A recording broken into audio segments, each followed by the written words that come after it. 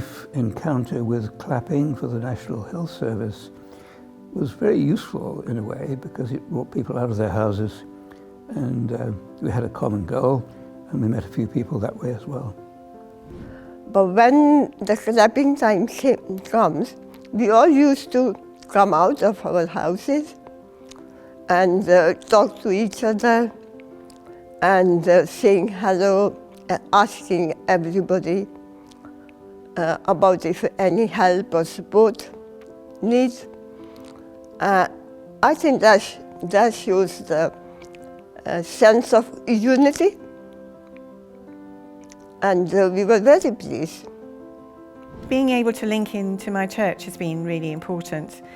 Originally, the congregation wasn't on Zoom, so I joined another congregation, which was very lively and very inclusive, and I think that was enormously helpful in seeing yourself as part of a wider community, and also being able to express faith, which I think during COVID has come to the fore for many people who had kind of forgotten about it. So that really helped me lift my spirits. I did have more contact with my neighbours. I live in a tenement, and it's surprising actually how little you see of your neighbours in that kind of setting. So people were obviously making a bit of an effort to connect. So I do the ACES Zoom every 2 weeks.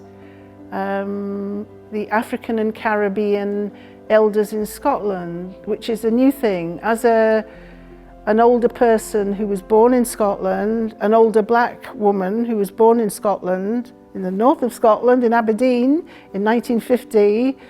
There's not many of us, and at last this year, and maybe I've got COVID to thank for it, now there's a group that I can feel a part of to some extent, and we do a Zoom every 2 weeks, and it's good. I'm enjoying it. It's good.